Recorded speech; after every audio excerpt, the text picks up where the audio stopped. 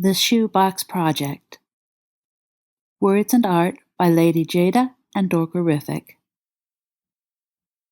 2004 readers: Cheeriomonkey, Fadagaski, Syndarys, Sasha Black, Doramajoo, Fieri, Loony Mooney, Mandyesque, deuce, Liveonthesun. 2009 readers: Black Trillium, Monsieur de Gin, Leerie, thewingedword, khloidanikos, bergann, ladycariad, tormentacorazon, shadowcat 87, Smurf Blue. 2014 readers: Litra, Greeniron, Rena Jenkins, and my apologies to anyone I missed. Archivists that make this possible: Lamara, Aya, A Distant Sun, Jin Gurley. This version has been arranged by Greeniron. One undated page from the Journal of Remus J. Lupin. Have decided to keep certain bits and bats for posterity, not, as Sirius put it, frilly namby-pamby nostalgia that only girls and Remuses ever indulge in, from various Hogwarts adventures just in case. I would have preferred some manner of leather suitcase of mysterious quality, but there was only a shoebox to be had. One must make do. Who knows? Perhaps someday someone will thank me. Though it won't be Sirius, or James, ungrateful bastards. Now I just have to make sure no one ever finds out about it. I'll never live it down, you know. What were you thinking? The lads will demand, and a bloody shoebox? Well, I am not frilly, namby, or pamby, despite rumors to the contrary. And if you believe everything one Sirius Black tells you, you'll find yourself in the third-floor girls' lavatory with underwear on your head. Part 1. The Letters of Summer, 1975. Sirius Black and Remus Lupin. August 15th, 1975. Well, we are having all kinds of fun here, without you, of course. All the livelong day we do nothing but frolic in the sun, and dance pastoral dances, and sing merry drinking songs. You can imagine we are sloshed all the time, without your improving influence. You need to hurry up and get out here, mate, else we shall be forced. Forced, I say, to get you on the new motorbike and steal you away to our tropical paradise. If by tropical, you mean Devonshire. And I do. We fly it constantly. It frightens the shit out of the birds, which you can imagine is exactly what I look for in a mode of transportation. James has got his head stuck in a window. What the hell? Everyone here needs help all the time. James's family are off their collective nut. They eat the weirdest foods, and his dad's a total madman. He's read every book in the world, and he goes absolutely blue in the face over muggle saxophonists. He's a cool bloke. I think when you're old and mad that you'll be very much like him, except less hairy and owning more sweatervests. I've got to go help James. Speaking of which, he says, "Hello, Mooney, tell him I'm doing great and I want him to send back my jacket." This is, of course, not true. He is not doing great. He is stuck in a window. Weird bloke, that James Potter. Don't send him the jacket. I bet it's cold in Latvia. Stupid research, stupid ministry, stupid everything. Come back, Mooney. We're devastated without you. But I hope the clinic is good and that you are doing well. 3 more weeks till 6th year. Ah, tempora o mores. P&P. August 17th, 1975. Most illustrious P&P. Cannot be leaving anyone out now, can I? Must be sure not to ruffle very easily ruffled fur or get anyone's antlers in a joint, etc., etc. Will now attempt to coherently address your points as they were made in chronological order. Will no doubt give self-impressive headache trying. Hopefully you're keeping your frolicsome natures decent and not entirely natural. Have images of you and Prongs over there leaping about like monkeys in a buff, an expression by no means a compliment. And have just lost half tonight's cocoa just imagining the scene. Do please try not to be arrested. have no money to bail you lot out. We'll just sit here in James's jacket, very comfortable by the way, and send another thank you very much his way, and laugh arse off. Oh look, there it goes now. Do not put me on motorbike or harbour misimpressions of putting me on motorbike. Motorbike is grave menace to society. I'm surprised you haven't broken something semi-useful in flying it about as you do, frolicsome creatures that you are. Poor birds, don't envy them one bit, though I well know their woes. Send them my regards and assurances. I have to deal with you the rest of the year in any case, and they've only a short vacation of it. Nonetheless, my deepest bird sympathies. Latvia is very quiet, a concept of which I'm sure seems very foreign to you. Foreign Latvian custom, this quiet.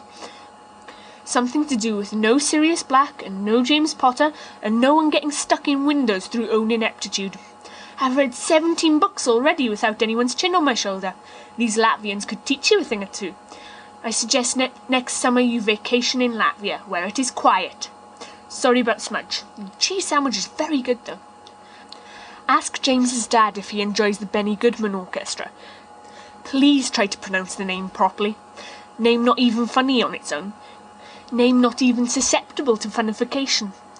Get James out of the window, and I miss you all naturally, and the quiet will get to me, and perhaps on that day I will be open to motorbike trips, and perhaps pigs will roast my pork chops for dinner. Messer M. P.S. Get the signature right, Pads, because it really does count. August 20th, summer of 1975. To the Right Honourable Remus J. Lupin, bugger if I know where, some stupid country very far away. My most esteemed Mr. M. Don't give yourself a headache. Who knows what's in those Latvian medicines? Heathens! I shudder to think. My fur is not easily ruffled. It is naturally dishevelled. And I'll have you know that there are those who find it quite sexy. Speaking of sexy and of scaring the birds, haha, we have made a new friend. Sort of. She is one of James's very pretty neighbours who we ran into on one of our wild monkey romps. By the way, try Greek gods instead. We are ever so manly and muscly from all the romping and becoming bronzeder by the second. We were very polite to her. I don't know why she looked so panicked. I was wearing a top hat and was very chivalrous, I think. Oh, don't look so horrified. I can tell you're looking horrified. We were having a bit of a bathe and she just had to come out in her backyard in the wrong time. She's a bit of all right, but obviously prongs has eyes for no one but someone who shall not be named and has got red hair, but really does not fancy him. Poor old sausage, he'll never give up. I would never ask you to bail us out. I think if you left James and I alone with the other inmates for 10 minutes, they would pay for us to leave, so you won't ever have to worry. Anyway, we only almost got arrested once, and that was a mistake. I've never seen that goat before in my life. Remus J. Lupin, I will get you on that motorbike if it's the last thing I do. Mooney, you can't imagine how wild it is. It just purrs when you get it up there. James calls it the vibrator because he is a foul-minded little hag, but honestly, it is the best thing I've ever experienced. Never was bribe money put to better use. You will be tied to the seat if necessary. Even Peter said he would go on. If Peter can do it, you can bloody do it. Quiet is boring. Boring! I am going to send you a big fat howler and see how you like it. Who do you have to feel superior to without me around, eh? And if no one is reading over your shoulder, who will talk to you about the interesting things that happen in your book? Remembrance of things past would not have been nearly as good without my running commentary. Remember when I acted out that bit about the Fairy of Names? I am a genius. I want to help you eat your sandwich now. I am hungry. I asked Mr. Potter about Who's His Face Google, and he looked at me like I had got 4 heads. Then he grabbed my shoulders and started babbling nonsense at me. He asked if I liked big bands, and why hadn't I said something before, and I said, I thought so, but I was a bit scared of the Giants. And then he started yelling names at me, and I just had to parrot them and try to remember what you listened to, so I didn't sound stupid, which I did anyway. And then he made me sit down on the couch and listen to records for 5 million years while he stared off into space with a euphoric expression. I hope you're happy. He played that one that I like, though, the Glenn Miller one. The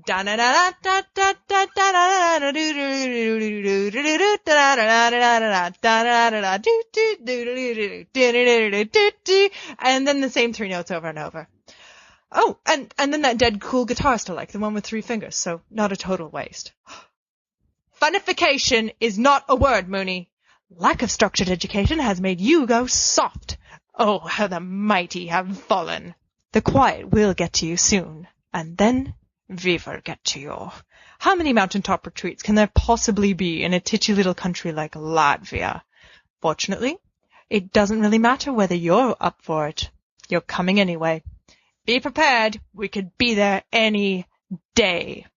Until our meeting, I remain in all things your most obedient servant, etc., etc., Sirius Prosian Mirsam Asher Black, Esquire. The Backyard, Devonshire.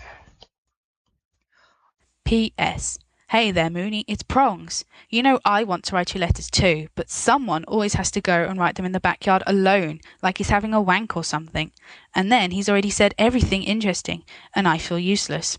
So this is a short note to let you know I miss you too, though I miss my jacket more. You're supposed to be the responsible one. Bad show, Mooney, very bad. Anyway, my mum's been in Switzerland, and she brought back some real Swiss chocolate. It's massive. Of course, I thought of you, so here's a bunch. One of 'em's got things in that explode in your mouth. That might be nice, I thought, to help with the quiet. Just make sure you chew carefully. See you soon, mate. August 22nd, 1975. To the generally demented Sirius Black, far away from his right-on comrade, supposedly Devonshire, or perhaps scaring birds shitless elsewhere. Just because we are not in school does not mean I cannot conjure with my indelible good senses some semblance of structure, and stop making faces. That one you've got on right now is particularly unappealing. Yes, the tongue too, back and it goes. There, that's better. I have copied the following from the Merriam-Webster dictionary I have on hand in order to be 1. Most correct in my assumptions, and 2. Most helpful from such a great distance. Comma, noun. 1. Grammar. A punctuation mark used to indicate a separation of ideas or of elements within the structure of a sentence. 2. A pause or separation. A caesura. Repeat after me, Mr. Black. I do believe in commas. I do. Keep saying it until a fairy comes up and gives you a swift kick right between the eyes, because honestly I don't know how you manage to talk so, even on paper. It's as if your quill just runs after your mouth and your fingers aren't even involved. I have no idea how it keeps up. Are you still reading? Serious? Serious? I'm not talking about grammar anymore. I do believe in commas. I do. No, really, I'm not. Look, I've stopped. Look, I'll even use an entire sentence without one, though. Oh, how it pains me. That poor girl. Does she have a name? Or is it just blinded by exhibitionist boys whom she has the misfortune of vacationing alongside? I like that. It sounds very Native American. Perhaps you should encourage Prongs to reveal himself so indecently more often to her. Who knows? Summer love. Ah, the romance. Ah, the black eyes. It will at least be a better technique than the one he tries out on poor Lily Evans, because that routine he's got with his hair in his hand in that awkward position looks as though you've given him fleas. Which reminds me, how are the fleas? Still nippy? I think I've worked out a potion that will work this time to keep them away. This one doesn't smell awful, although it does smell a bit of lilacs. Can't do anything about that. In any case, it isn't going to do anything funny to your tail like last time, which I already apologised about 700,000 times for, and if you don't stop bringing it up and looking melodramatic, I'm going to put it in your rolls at breakfast when you're not looking, and see how you like a great big pink feather duster hanging off your rear for the rest of your life. In response to your most delicate suggestion that I spend more time getting better acquainted with your satanic motorbike, I must politely decline with the excuse that I would be rather ill upon a flock of hapless sheep from very high up in a jostly, jangly, great black beast of a machine charmed to fly, but completely temperamental and... Oh dear, the answer would be no. The answer tomorrow is also going to be no. It doesn't like me, Sirius, and don't tell me that I'm being stupid, because it doesn't. And I don't like being high up. And it's going to try and throw me just like a broom, only worse. And it isn't funny, stop laughing, I mean it. Honestly, some friends, they'd try and kill you and call it camaraderie. The spirit of great fun. While I must admit your revolutionary additions to remembrance of things past and added your own certain je ne sais quoi to the tale, I will bring your attention to the Hamlet fiasco of 73. To pee or not to pee is hardly the question. That's another thing that's lovely about Latvia. I get to eat whole entire sandwiches all on my own. The first time I got entirely through turkey on rye, I nearly had a fit, looking over my shoulder all the time, waiting for someone to snatch it up and finish it off for me. It had just the right amount of lettuce. You know I'm not one for green things with my meat. It really does feel ridiculous, but that's how it is. And the most exquisite mustard from France. There are so few perfect sandwiches in the world, but I'd wager that was one of them. Of course, it's horrendously lonely to think that no one's going to come and tell me that I've got mustard on my nose. But now you're making that face again with the tongue, and it's even more horrendous. Right, forget I said anything. Does he really like Benny Goodman? Does he really have records? I can't believe you got to listen to James's father's big band records, and I didn't, and you're complaining. What records did he listen to? Do you remember any of the names? What were the songs? Sirius, how can you spend an entire paragraph going da na na da, do do do, oodle doodle do, and not tell me the songs or performers or anything? Oh, blazes, I've spilled my cocoa again. And on James's jacket, but I'll fix it, so don't tell him that. And I'll have you know that the bard made up words all the time, and he's the greatest literary legend the world has ever known. Which means I can say funnification if I want, and one day, when our epistolary extravaganzas are published, the world will sit back and think, what brilliance with starry glazes over their fond eye walls. In any case, yesterday I finished my 18th book. It was called Count of Monte Cristo, and you would really like it. It's got adventure and sword fighting and duels and revenge and things, and very little kissing considering. I am also enclosing these little cinnamon candies, but don't put too many in your mouth at one time, as you will burn your tongue. They are very spicy. Until I send you right back where you came from on that motorbike, I remain, in all things, your most obedient Mooney, etc., etc. Remus John Lupin, The Study, next to the window, Latvia. P.S. No motorbikes, charmed or otherwise. P.P.S. I warned you about the cinnamon candies. That'll take at least a week to heal. P.P.P.S. Stop looking at your tongue in the mirror. It's unbecoming. P.P.P.P.S. Mess of prongs. Tell Sirius that if he wants to have a wank over my letters, he should most definitely do it in the bathroom and not in public. Because think of the neighbours, dear boy, think of the neighbours. The chocolates are amazing, and thank you so much for them, though I almost lost my tongue to one. Keep Sirius away from all those cinnamon candies, and I will think of something wonderful to send your mum. Also, see what you can do finding out about your dad's records. They sound really incredible. And I have not spilt cocoa on your jacket. If I ever did, I would get it all cleaned right away, just so you know, and no one would ever be the wiser. This is why I don't do the lying. You and Padfoot wanking over there do it for me. Keep his head out of the window. Can't trust him to look after yours. Mooney. August 24th, 1975. 2. The one and only Remus J. Lupin. Moping and looking consumptive and tragic, probably on the floor. Deserted hellhole, Siberia. My tongue is very weird. Mooney, do you think my tongue's weird? I keep looking at it in the mirror and it's weird. It's sort of pointy. Right now it's especially weird from your devil candy, which you should know caused me all manner of torment and despair. Even without the magenta stains and the burn mark, though, it's just a funny tongue. Have you ever noticed that? Do you think other people notice it? Do first years call me the weird tongue man? Oh, bother. Why didn't you tell me I had a weird tongue? Then I could have done something about it, like not gone shoving it at people all the time. What kind of a friend are you? I knew most of that letter would be grammatical advice. You are borderline compulsive. Has anyone ever told you that? Other than me. This obsession with punctuation mark signals, I think, a disturbing fixation on minutiae that can only lead to eventual madness and a solitary death surrounded by cats and 1,000 folded pairs of socks. Good advice though it may be, I am choosing to ignore all of it, since I have created a personal grammar that adheres to my needs, both moral and punctuational. After all, with the world in its current lamentable state, I sincerely believe that rather than wasting commas with the rest of my fat capitalist pig brothers on frivolous consumer sentences like these, they should be donated to the more needy, such as the Chinese, who, as I understand it, have no commas at all. That sentence had 5 of them. I win, Monsieur Obsessed with Small Dots. Bless you would not recognize me if I wrote like a human being.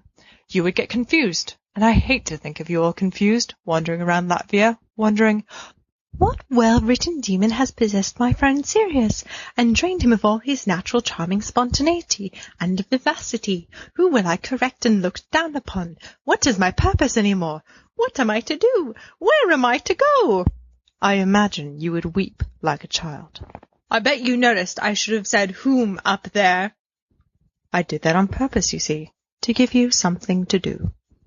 You should know I have only scared the birds within a very limited radius, and not scared them shitless. More's the pity.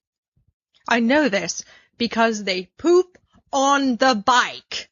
I almost had a coronary the first time it happened, and had to be held for a long time as I shook and whimpered. To hell with family corvidae and all its relations. Since then I have made a greater effort to run over them, which you can imagine is difficult when airborne and results in some pretty spectacular swerving. You should be grateful I still have a spine. My name is Gillian, which I think is a very nice name, though not so exotically American Indian. James has tried his patented finger comb of lust in her direction, though so far it's not been very effective. She gets sort of glazed around the eyes. Not in a good way. We've gone swimming a few times, though, and she's a good sort. Kind of flaky. I think she likes it when we expose ourselves. Dirty, dirty girl. Oh, the fleas! Where to begin? I want to trust your potion, Moony, but, you know, sometimes the old wound still aches. Betrayal is a bitter potion to swallow, you know. There are nights I awake in a cold sweat, clutching my pillow, convinced I have got a great bloody pink feather duster sticking out of my arse, when all I try to do is help a friend in his hour of need. No, I tell you what, they are unbearable. It's murder every time I transform. I haven't chased bikes off the motorbike in nearly a week because I can't stand it. It feels like my skin's going to crawl off. There are times I would rather have a pink bum. I tell you what, I will try your bloody potion because I am a big enough man to swallow my pride, although you have heaped coals upon my other cheek. And also I will smell springtime fresh and delicious, and very manly, I'm sure. Hurry up and get back, so you can give it to me. What about the day after tomorrow? What will your answer be then? I loved Hamlet. So did the rest of the school. I was getting accolades for my magnificent thespian styling for weeks. I thought my bit with the oddly shaped potato was quite inspired, and Mick G, though the love of my life and the only woman I could ever truly devote my heart to, should really loosen up on her definition of obscene.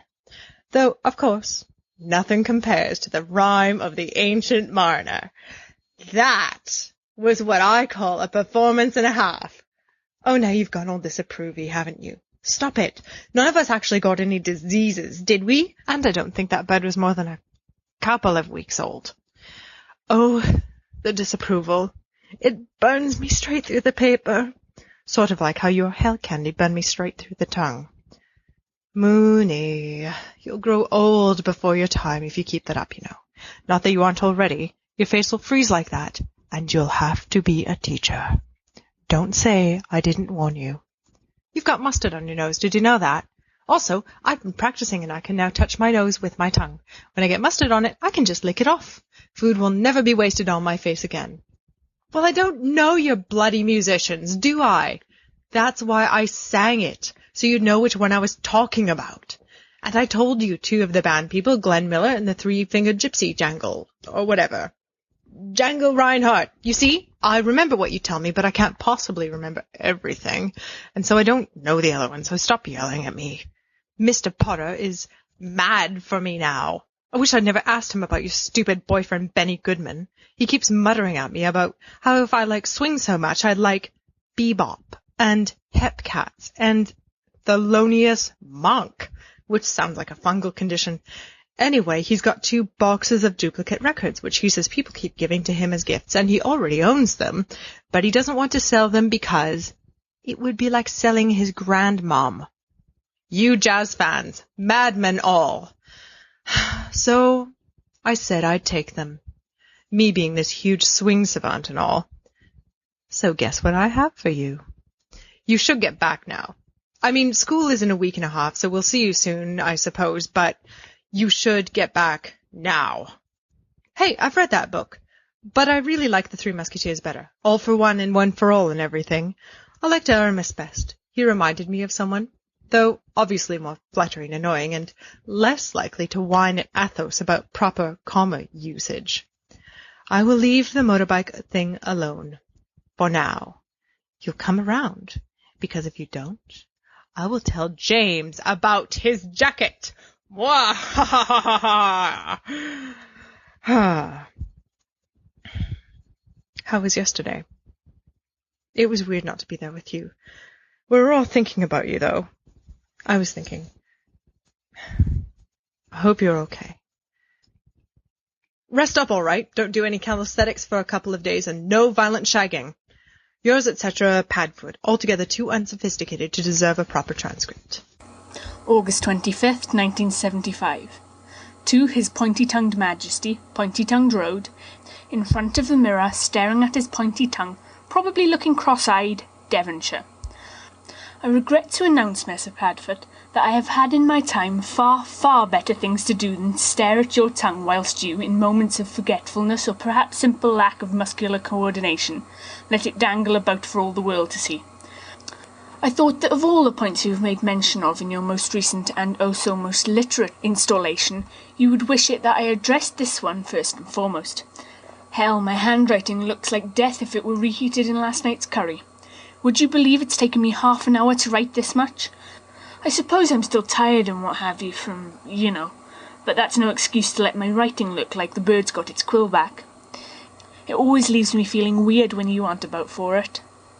Expect a longer letter soon when I am less, how did you put it, probably on the floor looking consumptive and tragic? I'm going to take a nap. Thanks to you there is no mustard on my nose or chocolate in the corner of my mouth. Have checked. M. August 29th, 1975. To S. Black, Esquire, no doubt on tenterhooks, waiting for Mooney's letter, care of the Potter family, vacationing in Devonshire. Oh, the pain, oh, the horror! My sincerest apologies for taking so very long to write to you. I suppose I should break it to you gently, but I've not the words nor the heart to delay the truth any longer. I am returned to England. No, that isn't the news. The news is that my delicate face, with its charming features and its tender expressiveness, is forever ruined by two of the most impressive, but hardly brilliant, I assure you, scars that any sixth-year boy at Hogwarts has ever sported, I'm sure. I've enclosed a picture, but before you look I must remind you that it is truly, truly tragic. They are very big, and one runs all the way over my poor nose, which was, as you've remarked often enough, hopeless to begin with.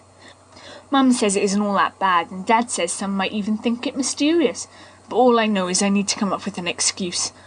I don't suppose people will believe there are an unmanageable number of angry tigers in Latvia, do you? I wonder if anyone knows anything much about Latvian wildlife.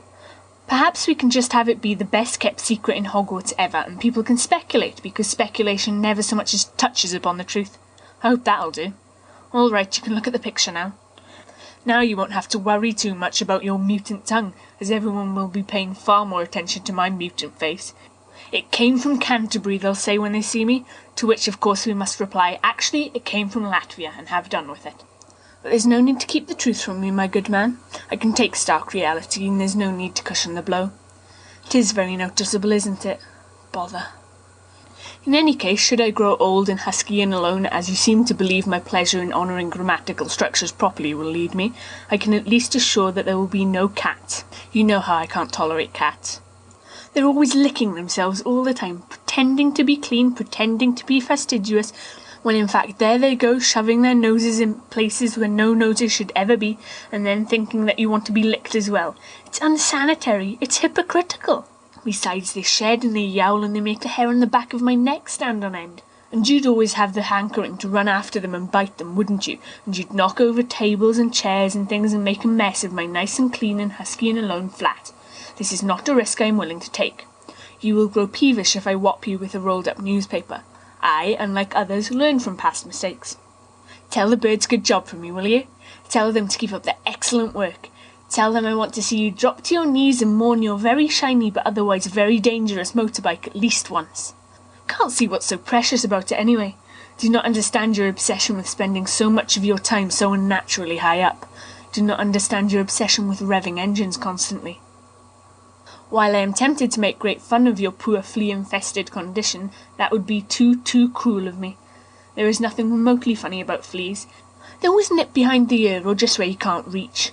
Terribly smart little devils, fleas. I don't envy James's job of looking after you, running about yowling all the time. Must be a tremendous task. Does he spend all his time sleeping it off? The potion to cure at least one of your ills works in theory, just like communism, that. But it needs someone who is actually decent at potions and won't melt the cauldron or burn his fingernails off or set the dungeons on fire to make it. You know how bad I am at potions, pink feather duster being case in point or point in case, etc. You or James can do it, I suppose. I don't wish to kill anyone, or discover any new colours of the putrid family. As it is now the day after tomorrow, I have checked with your Mooney and have found that his answer remains the same. The Mooney is a stubborn thing. However, if you could still bear his face, he would not be adverse to a visit and would even have a cheese sandwich waiting. Just send him word. For some unfathomable reason, he tells me he misses his friends very much, and absence makes a heart grow fonder, and ridiculous old sap your Mooney is just ridiculous. In other news, I have, of course recognising its pure theatrical genius, attempted to transcribe your version of Hamlet. Having as much free time as you remind me often enough I do. I have managed only the following, embellished, of course, as is my writer's editor. Hamlet, played by S. Black, Esquire himself. To pee or not to pee, that is the question. Whether 'tis nobler in the mind to suffer the pangs and narrows of a murderous bladder, or take arms against our dear Moogoogles, and by opposing detention. To die to leave no more, and by a leave to say we end the heartache and the 1,000 natural shocks this class is heir to, 'tis a bathroom break devoutly to be wished. To leave perchance to pee, aye, there's the rub. And here you went off about how rubbing in school bathrooms was just wrong, especially if someone caught you, especially if you were not alone. For historical accuracy, I make good mention. What do you think? Have I done your improvisational genius justice? Perhaps I would like to be a professor. Did you ever think of that? Perhaps I would like to be an old and husky and alone professor in cardigans, wandering about transcribing past theatrics to page, wondering whether or not you actually ate that potato after you called him your dick. Yes, I heard you, and so did McGonagall, but I think she rather liked it, and what effect it has on modern-day theatre. And here I should expound upon your fantastic acquisition of the records. I should praise Padfoot well so that his head gets all puffy and swollen, and I'll be sorry for it later. Oh, most wise and judicious Padfoot, I am forever in your debt. I'll see if I can bring the old gramophone with me to school this year, because there won't be enough time to listen to them all beforehand, I don't think. Also, I can teach you that Thelonious Monk is most assuredly not a fungus, nor a rash, nor a deadly disease, nor an exotic breed of thestral. Hope you're all having great fun with your Gillian and flashing her lots and feeling very proud of yourselves. You can even drop by on the motorbike if you'd like. Messer Disfigured Mooney. August 30th, 1975. Monsieur R.J. Lupin. Somewhere not with me. No, please. By all means, take your time. It's not like I've been sitting around waiting for your owl for bloody ever, you stupid tit. She isn't my Gillian, you silly person, you know. She's just a Gillian. She's always around and she smells nice, so why not, right? But she's not mine. Anyway, I have no need of her, as I am surrounded on all sides by voluptuous female attention, in particular from James's charming house guests, the national Swedish belly-dancing team, who are all 6-foot-tall goddesses with waves of shining amber hair, a poor grasp on the English language, and a terrible eagerness to please. No, I can't keep this up. I sicken myself with all these fabrications. You have got me all excited with your false promises of England returning, and now all I can do is lie. You should never have taught me to emulate you, Mooney. Look what chaos you have wrought. Your scars look quite sexy, if you ask me. You, on the other hand, look pained and embarrassed, and you keep shooting off behind your frame whenever I try to show you to prongs. This is not the Gryffindor way, mate. Not when you've got something so brilliant all over your mug. I wish I had bloody great scars like that. Tell you what, when we get back to school, you can take a stick and jab me one right in the face with it. Then we'll be matching. Like how some girls give friendship bracelets, we can give friendship scars. Anyway, I like your nose. I don't know what you're on about. If anyone asks you about them, you could just look solemn and say, "The samurai does not dishonor the dead enemy by acknowledging his defeat. Could you tell James and I have been going to the Muggle cinema? It's so fun, and dead cheap too. The floors are sticky though. I got my hair stuck to the floor when I was crawling between the seats and had to be rescued by an usher with a pair of garden shears, so don't worry that you look hideous. I, too, am maimed and disfigured. My perfect face, thank God, was untouched, but the hair... Garden shears, Mooney. Garden shears! James tried twisting it into spikes to make it into sort of a punk thing, but it's no good. I just looked like I had a bunch of gnomes on my head. So now I more or less look like a normal... or may I say extremely dashing, young man, neck down, and from the neck up, more or less like a blowfish. It is horrifying. Do I rub your attention, Mooney? Eh? Do I? Nudge, nudge, wink, wink, etc. Ad nauseum. Well, I won't with this hair anyway. I might rev you into hysterics or into puking all over the carpet, but I am not revving anyone anywhere good. The fleas do not help with this problem either, since I find that as soon as I am chatting up someone fit, I start getting the phantom itches right between my shoulder blades, and I have to start writhing and flailing about like a lunatic. Even James is pulling better than me right now, and he is deep in the pangs of despised love. Speaking of which, now I feel I have to somehow justify my interpretation of Hamlet. There was something subtly disapproving about your commentary. I am sure you agree that my darling, my one, my only, McGoogly face should have just let me excuse myself for the bathroom instead of intercepting me and acting like the Spanish Inquisition. You might recall that she said, "Explain yourself!" And so, I not only did so, but I also think I really educated some people in the hidden nuances of Muggle literature. Really, it was her fault, if anyone's. And honestly, Mooney, why would I call Yorick my dick? That doesn't even make sense. What a dirty little mind you have. Though it would be pretty funny if someone did say, "Alas for your dick, I knew it, Horatio." And, I don't know, Lucius Malfoy or someone thought that somebody was talking to him and then got extremely red in the face and violently angry to cover up his lustful thoughts in sexual confusion. I think that would be funny anyway. A Mooney is indeed a stubborn thing. But a Padfoot is a very persuasive one. It will be like the irresistible force meets the object that thinks it is immovable, but which in fact has many weaknesses, including swing records, which the irresistible force has power to withhold at its whim.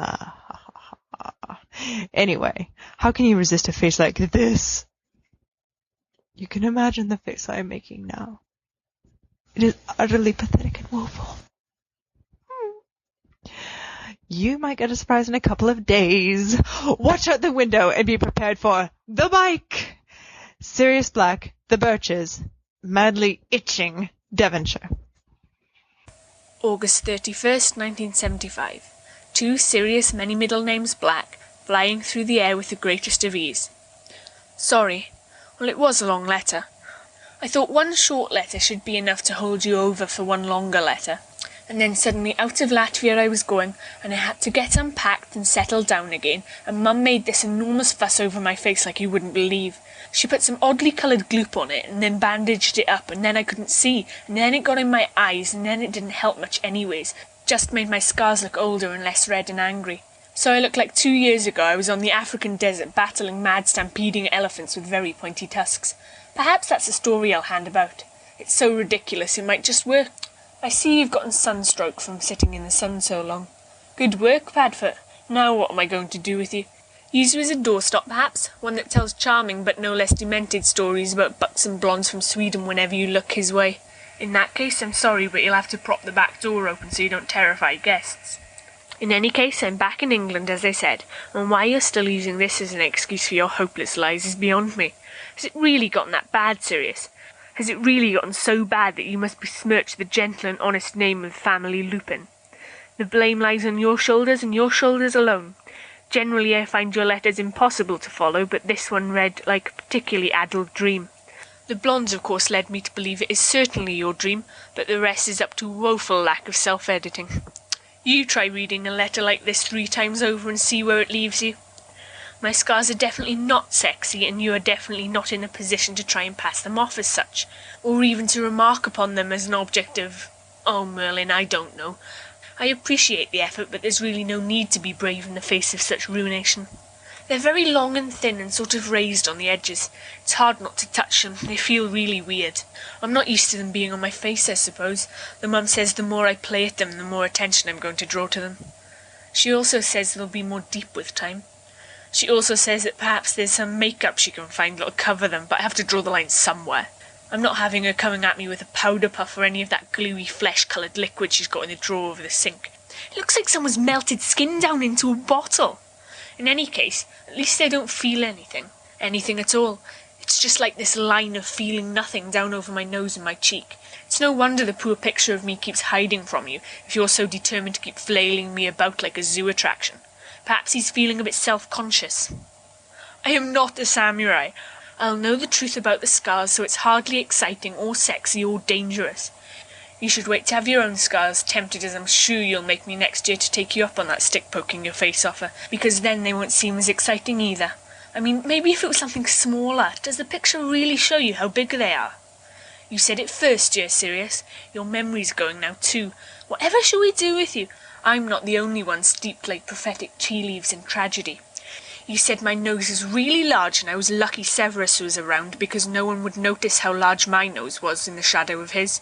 Perhaps I've just grown into my nose and that's why you can't remember your cutting words of yesteryear. I knew I shouldn't have mentioned engines revving because now look what I've done. I've created a monster. Perhaps you should save your revving for Gillian's engines. She might be more inclined. I hear tell girls are often enough. Vroom vroom.